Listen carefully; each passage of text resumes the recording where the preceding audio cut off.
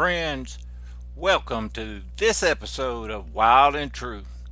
Now I want to talk about early season bow hunting and hard mass crops. But first, let me thank a few of the people that make this possible. North 40 Outfitters, fine hunting and fishing gear for the Northern Rockies. Benton Shooter Supply, down home suppliers for fine guns and accessories. Far North Outfitters, the outdoorsman's home in Bonners Ferry. Uberleben Company, when making fire counts. And finally, Rick Young Outdoors. Rick makes a bino harness that is second to none. I mean, it's so tough.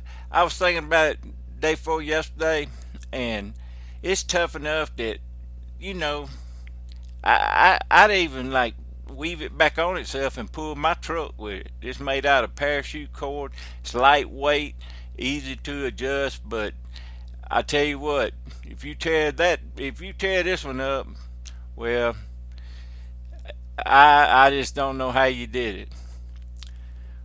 But back to the hard crops. All right, it's early season. Bow hunting's all kicked off and everything, and the acorns start falling, and that's probably the most key element to making early season bow hunting count in the southeast and other parts of the country, and that is keying on the acorn trees that are dropping.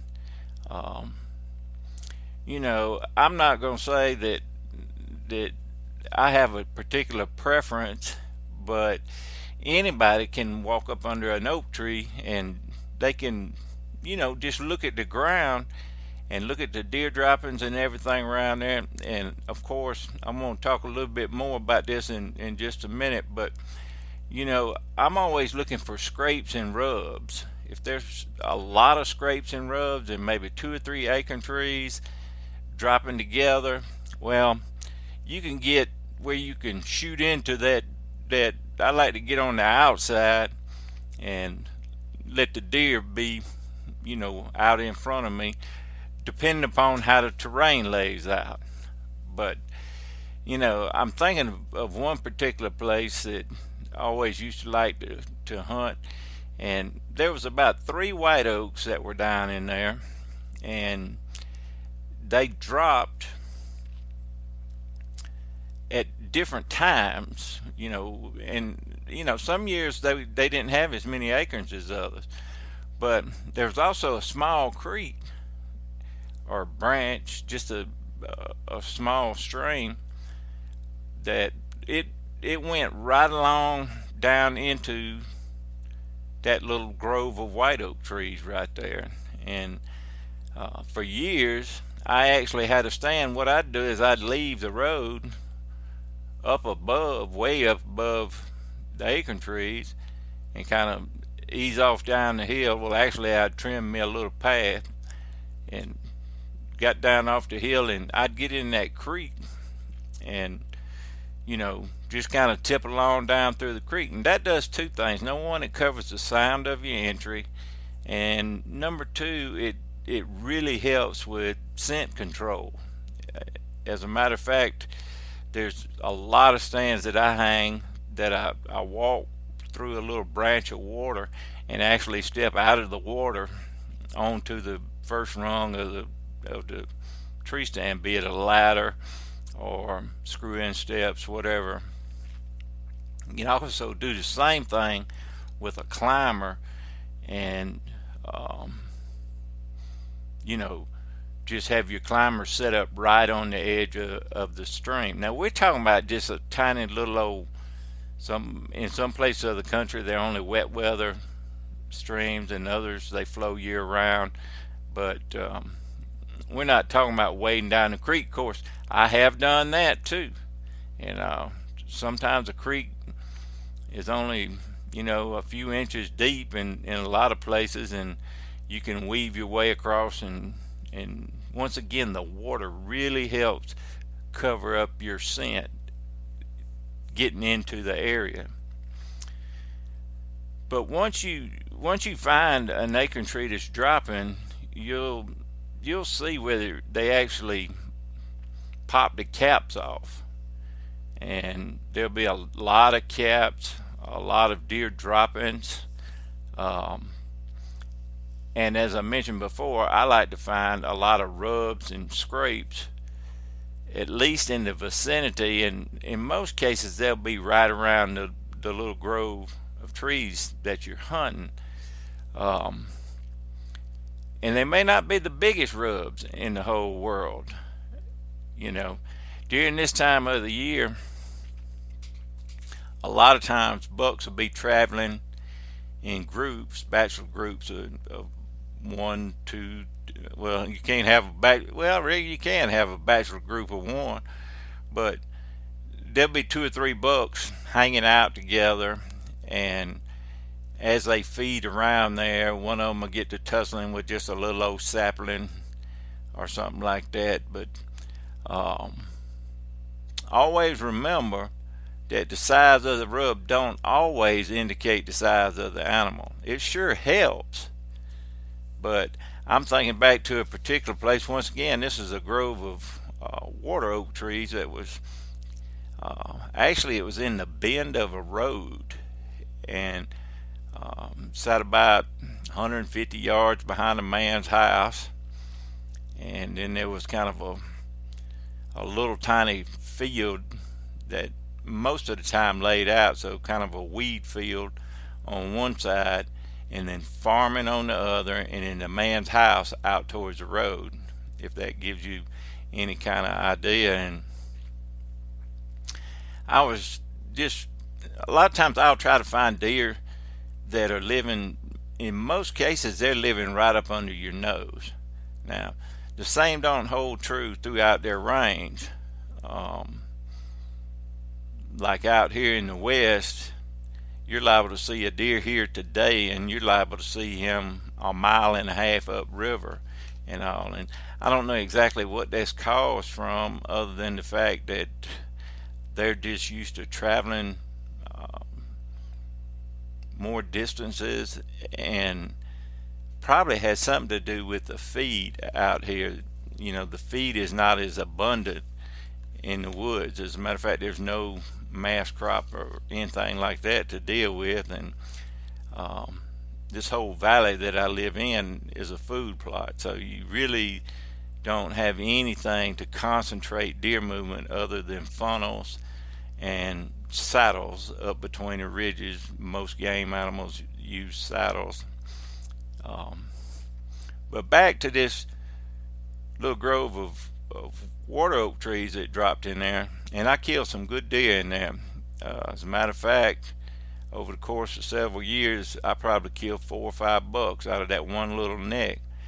And like I said, I was sitting 100 yards off the road. I'm talking about, it was a farm to market or county road, but it still had some traffic on it, and I could hear the kids playing in the backyard, hear everything that happened at the house and everything. But I'd always park and slip down the edge of that little fallow field and then cut in the woods and get to my stand down there.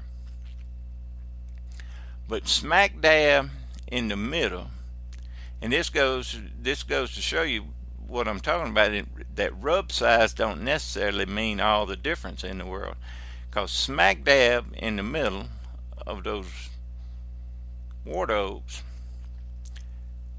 was a magnolia tree. And everybody's familiar with magnolias, but in some parts of the country they ain't never seen them get as big as they do like in the southern area of the country.